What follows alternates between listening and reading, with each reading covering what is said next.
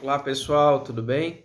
Então 2022, né? Estamos aí neste ano que vai começar e sempre o ano que começa a gente fica aí com um desejo esperançoso de coisas boas e tudo mais, né? Mas tem um detalhe aí que merece uma reflexão, até porque eu fui interpelado, né, agora há pouco aí por uma notícia que nós batemos um recorde no Brasil, né? Um recorde não bom, né?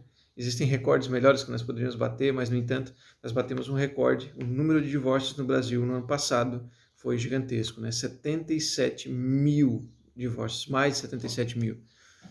E, claro, nós poderíamos, nessa era da velocidade, passar por essa notícia, oh, terrível, né? E parar por aí. Mas nós temos que fazer uma reflexão um pouco sobre isso, né? Um pouco. Tem respeito à própria Constituição Federal que coloca que a família é a base da sociedade, artigo 226, e merece especial proteção do Estado, né? Então, qual proteção do Estado existe e como sociedade, como que nós estamos tratando uma notícia como essa, né? Uma notícia como essa, que na verdade ela é uma fotografia de um filme muito maior aí que nós sabemos, né? Nós sabemos. Nós estamos tendo uma experiência muito intensa social, de encerramentos de união, e aí nós precisamos pensar um pouco, né? O que está acontecendo, né? O que está acontecendo? Muitas vezes a gente pensa aí, né, que aquela ideia de que o Estado não se deve intrometer nas questões de família, mas pelo divórcio se abre uma porta de intromissão do Estado muito maior, né, em questões de guarda, em questões de visitação de filhos, pensão alimentícia, alienação parental, divisão de bens e daí medidas protetivas. O Estado ele vai interferir muito poderosamente, né? E muitas vezes vai interferir de maneira positiva, inclusive para evitar situações abusivas. Isso é importante que se ressalte.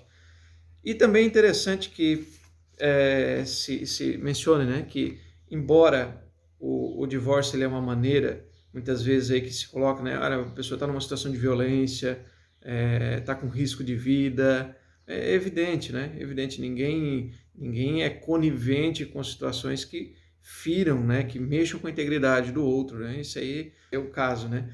Porém, nós vemos e a experiência nos mostra que a maioria dos divórcios no Brasil acessam pela porta ou pelo motivo que não é este, né? Exatamente da desesperança com o outro, né? E aí vem um ponto interessante, que até voltando um pouco, né?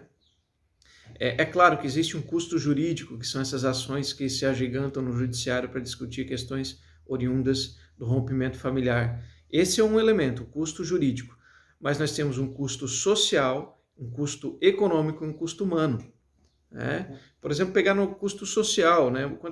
Quantas experiências de pais que desaparecem e a mãe fica lá cuidando e, né, essa negligência paterna aí tem um custo social muito grande, inclusive com efeitos nessa cadeia de violência que nós temos, né? E efeitos humanos, né? Até porque, psicologicamente falando, o divórcio ele é visto e é tratado como um luto, né? E aí, como operadores do direito, né, cumprindo a função social de alguém que trabalha na área do direito, nós temos que pensar, sim, sobre esse modelo de divórcio que existe no Brasil.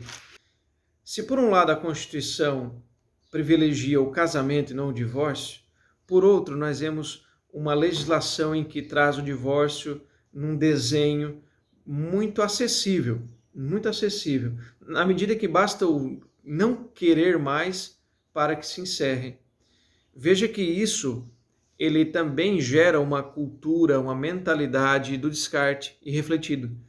E nós vemos isso principalmente numa era em que tem uma inflação dos afetos, Quando nós podemos colocar aqui no direito de família a afetividade é um ponto de partida, nós podemos refletir que aí o outro, quando não desempenha necessariamente o papel afetivo que nós queremos, nós podemos simplesmente romper, finalizar. É muito mais cômodo, é muito mais simples. E aí nós temos, na verdade, um verdadeiro utilitarismo afetivo, quase que tornando isonômico o casamento com uma satisfação dos afetos.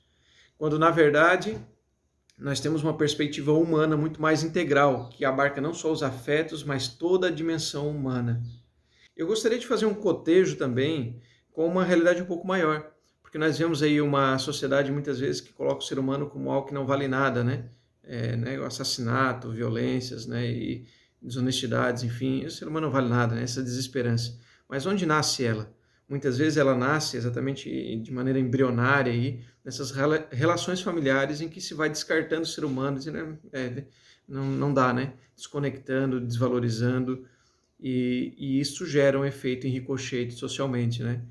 E exatamente para que a gente supere essa leitura rebaixada do ser humano ao simples afeto, mas vendo o ser humano numa ideia completa, íntegra, que vai além dos afetos, além desse utilitarismo afetivo das relações, nós poderíamos sugerir duas leituras aqui, né? Uma delas é do livro que nós escrevemos, que trata exatamente do divórcio e essa conexão muitas vezes problemática e dos afetos e como que se compreende essa realidade. E outra, eu gostaria de sugerir o vídeo que está aqui embaixo na descrição, que é um vídeo do professor Jordan Peterson, que fala dessa questão aí, que é até uma indicação, né?